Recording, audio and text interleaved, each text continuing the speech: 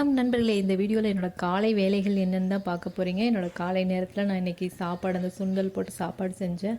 அதனால் சாப்பாட்டு வேலை அந்த ஒரே சாப்பாடு சரியாக போயிடுச்சு எங்கள் வீட்டில்.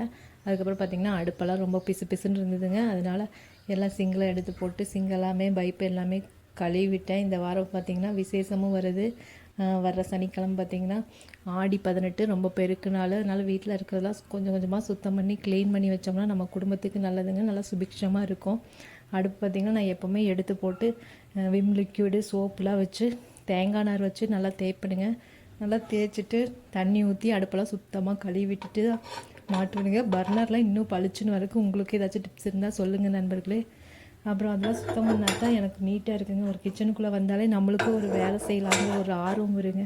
சுத்தமாக இருக்கிறது தான் எனக்கு ரொம்ப பிடிக்குங்க. அப்புறம் பார்த்திங்கன்னா நைட் எல்லாமே நான் பாத்திரம்லாம் அப்படியே போட்டு வைக்க மாட்டேனுங்க. நல்லா சுத்தமாக கழுவி வச்சுருவாங்க. அப்போல்லாம் காலையில் வந்தோடனே அரிசி ஊற வச்சோ சாப்பாடு செஞ்சோ குழம்பு வச்சு ஒரு காயெல்லாம் வெட்டிருக்க அந்த இடத்துல கொஞ்சம் க்ளீனாக இருந்தால் நல்லா இருக்குங்க. அதனால் நான் அந்த மாதிரி வைப்பேங்க. எப்போவுமே நைட்டு பாத்திரம் நம்ம சிங்கில் போட்டு வைக்கக்கூடாதுன்னு சொல்லுவாங்க.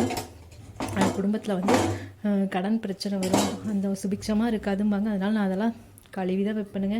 நம்மளால் முடிஞ்ச அளவுக்கு சுத்தமாக வச்சுக்கிட்டோம்னா நல்லதுங்க நண்பர்களே. அப்புறம் பார்த்திங்கன்னா தோசைக்கல்லெல்லாம் வச்சுட்டு ஒரு தோசை சுட்டோம், ஒரு ரொட்டி சுட்டோம்னா அந்த எண்ணெய் பார்த்திங்கன்னா பரவலாக எப்படியும் உடனே தெரிக்கும். அந்த சிங்கு அந்த டைல்ஸ் கல் எல்லா பக்கம் தெரிச்சிருக்கும். அதெல்லாம் நான் பார்த்திங்கன்னா அந்த தோசைக்கல் சூடாக இருக்கும் போதே எடுத்து வச்சுட்டு ஒரு துணியை வச்சு நல்லா காட்டன் துணி தொடச்சி எடுத்துருவேன். லைக் பண்ணுங்கள், சப்ஸ்கிரைப் பண்ணுங்கள்.